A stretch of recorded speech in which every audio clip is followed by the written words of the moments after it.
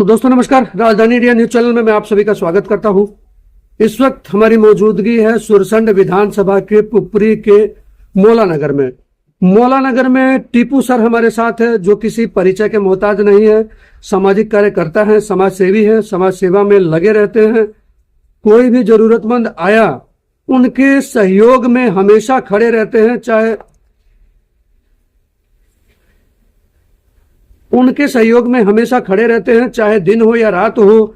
सामाजिक कार्यकर्ता के रूप में, समाज सेवी के रूप में इनकी एक अलग पहचान, एक अलग छवि बनी हुई है। बिहार विधानसभा चुनाव को लेकर के चर्चा करेंगे कि इस बार सुरसंड विधानसभा क्षेत्र में क्या लगता है, किसकी लहर चल रही है और कौन प्रत्याशी जो है इस चुनावी रेस में सबसे आगे चल रहे हैं। जानते हैं टीपू सर से। जी सर, हमारे चैनल में स्वागत है। जी, आपका भी बहुत बहुत शुक्रिया। राजधानी इंडिया न्यूज का के तमाम दर्शकों से मैं अपील करना चाहता हूं जी, और खास तौर पर सुरसंड विधानसभा की आवाम से जी कि आगामी 11 तारीख इसी महीने में बिहार विधानसभा मतदान का दूसरा चरण का चुनाव होना है जी, जिसमें सुरसंड विधानसभा की जनता भी बिहार की नई दिशा तय करेगी। जी साथियों, ये चुनाव केवल सत्ता परिवर्तन के लिए नहीं है, बल्कि आने वाली पीढ़ियों के मुस्तकबिल, रोजगार, सुरक्षित भविष्य का संकल्प है। आपका हर एक वोट विकास, रोजगार, शिक्षा और गरिमामय जीवन की गारंटी होगा। गारंटी इसलिए होगा कि आपने देखा होगा बिहार विधानसभा चुनाव 2020 का जी, हमारे मैनिफेस्टो में हमारे नेता ने कहा कि अगर हमारी सरकार बनती है तो 10 लाख नौकरी हम पहली कैबिनेट में देने का काम करेंगे। जी, बदकिस्मती रही हमारी कि हमारी सरकार नहीं बन सकी। कुछ सीटों से हम पिछड़ गए।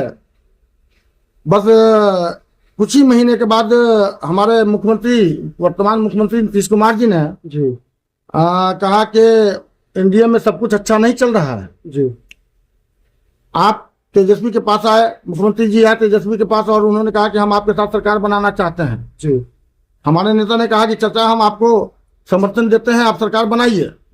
उन्होंने कहा कि नहीं, हम तुम्हारे साथ सरकार बनाना चाहते हैं, तुम्हारे महागठबंधन की सरकार बनाना चाहते हैं। तो उन्होंने एक शर्त रखा, और शर्त यह था कि हमारे मैनिफेस्टो में था कि हमारी सरकार बनती है तो पहली कैबिनेट में 10 लाख नौकरी देने का काम करेंगे जी। हमारे नेता ने कहा कि अगर सरकार हमारी अगर ठीक है, हम सरकार बनाने के लिए तैयार हैं आपके साथ जी, लेकिन हमने वादा किया था अपने बिहार के युवाओं से जी कि मेरी सरकार अगर बनती है तो हम पहली कैबिनेट में 10 लाख नौकरी देने का काम करेंगे जी। तो माननीय मुख्यमंत्री नीतीश कुमार ने कहा कि सब होगा जी। यानी कि जो कहते थे कि वो बाप के घर से पैसा लाएंगे जी, पैसा कहाँ से लाएंगे, 10 लाख नौकरी देंगे, और वही शख्स से उन्होंने स्वीकार करवा लिया कि ठीक है हम नौकरी देने का काम करेंगे जी। और सरकार बनी, महागठबंधन की सरकार बनी। 2 महीना तो मंत्रिमंडल के विस्तार में चले गए, बचे 15 महीने, यानी 17 महीना सरकार चली। 15 महीने में 2-3 महीने के बाद जब वो देखे कि नीतीश कुमार हिल नहीं रहे हैं, नौकरी देने का वादा तो कर लिया था कि ठीक है सब नौकरी देंगे, लेकिन तेजस्वी यादव ने उस पर चाप चढ़ाया, कहा कि भाई आपने कहा था कि नौकरी देंगे, आप नौकरी दीजिए जी। बाई फोर्स उन्होंने नौकरी लेने का काम किया। और कहा भाई मुख्यमंत्री नीतीश कुमार जी जो कहते थे कि बाप के घर से पैसा लाएंगे, उन्होंने उनके हाथों के द्वारा उन्होंने गांधी मैदान में टिकट के जैसे, सिनेमा हॉल के टिकट के जैसे नौकरी का टिकट, यानी ये जो है ज्वाइनिंग लेटर बंटवाने का काम किया। ज्वाइनिंग लेटर बंटवाने का काम हजारों लोगों को नौकरी मिली। यानी कि 5 लाख नौकरी तो तेजस्वी यादव ने दिलवाया और 3.5 लाख नौकरी प्रक्रियाधीन में रही जो 17 महीने की सरकार खत्म हुई। उसके बाद एनडीए की सरकार फिर आई, दोबारा फिर मुख्यमंत्री बने 9वीं बार, और उसके बाद कोई नौकरी तो मिली नहीं लोगों को जी। नहीं। तो सवाल यह है कि जब हमारे नेता जो कहते हैं वो करते हैं जी सर। उम्र में छोटे जरूर हैं, लेकिन वो तजुर्बा रखते हैं और सोच उनकी बहुत अच्छी है, और हमको यकीन है कि वो जो कहते हैं वो करते हैं। और यही कारण है कि अब की बार पूरे बिहार में बदलाव की हवा चल रही है। और सब लोग नेता तेजस्वी यादव को मुख्यमंत्री बनाने पर लगा हुआ है। हर जात हर समुदाय के लोग ये नहीं समझिए कि बावन भूमिहार से वोट नहीं आ रहा है। बावन भूमिहार भी हमको वोट कर रहे हैं, पिछड़ा भी कर रहे हैं, अगरा भी कर रहे हैं जी। आपको हम बतला देते हैं कि आज जो लोग कहते हैं कि बिहार फर्स्ट और बिहारी फर्स्ट, तो एक मिसाल हम देते हैं। लालू प्रसाद यादव जी जो हमारे राष्ट्रीय अध्यक्ष हैं, जब वो मुख्यमंत्री हुआ करते थे उस वक्त बिहार के बहुत सारे लोग मुंबई में पलायन करके यहाँ तक गए, वहीं अपना रोजगार के लिए जी। तो वहां की सरकार बाला साहब ठाकरे के हाथ में थी, वही मुख्यमंत्री हुआ करते थे। अब बाला साहब ठाकरे के जमाने में बिहारियों पर अत्याचार होने लगा, उनको प्रताड़ित किया जा रहा था। मुख्यमंत्री लालू प्रसाद यादव जी से नहीं रहा गया, वो चले गए दादर के शिवाजी मैदान में और ताल ठोक करके चैलेंज किया बाला साहब ठाकरे को। अब बुलाया, कहा कि सुन लिए बाला साहब ठाकरे सुनिए, हम सबसे पहले हिंदुस्तानी हैं, बाद में बिहारी हैं, और महाराष्ट्र उसी हिंदुस्तान का एक हिस्सा है।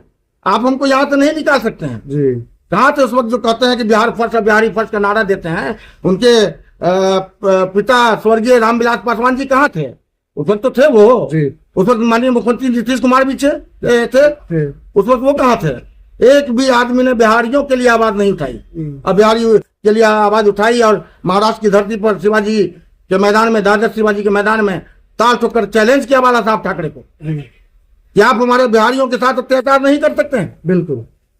और उस दिन से बिहारी बहुत इज्जत और मान सम्मान के साथ महाराष्ट्र में जिंदगी गुजारने लगा जी। और आज कहते हैं हमारे नेता तेजस्वी यादव उन्हीं के बेटा है जी। और कहते हैं बापत पुत परापत गोरा न बहुत थोड़े थोड़ा, बेटा के अंदर बाप का गुण होता है और किसी हाल में वो मरना पसंद करेगा तेजस्वी यादव, लेकिन एनडीओ और सामंतियों के साथ जाना पसंद नहीं करेगा। इसलिए हम तमाम बिहार वासियों से निवेदन करना चाहते हैं कि आपकी बार एक मौका सिर्फ दे दीजिए। 17 महीने में जो करके दिखाया उसको मिसाल समझ करके 5 साल दे दिया जाए तो तेजस्वी यादव के हाथ में जी। और जनता तो स्वतंत्र है, अगर तेजस्वी यादव भी अपने कहने पर नहीं उतरेंगे, मोदी जी जैसा जुमला अगर होगा उनका, तो अगला बार सत्ता जो है चली जाएगी उनके हाथ से। एक इम्तिहान का वक्त है ये।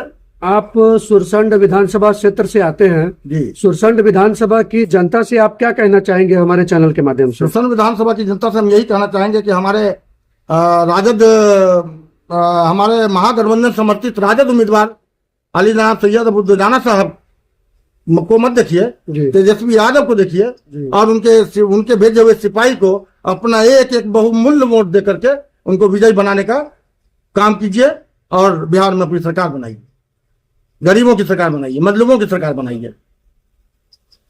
तो आपने सर की बातें सुनी, सर की बातें आपको कैसी लगी? अपनी राय कमेंट करना ना भूलें।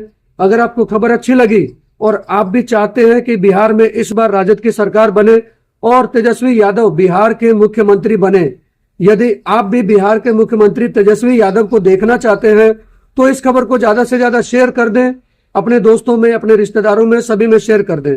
मिलते हैं फिर किसी अगले वीडियो के साथ, तब तक के लिए जय हिंद, जय भारत।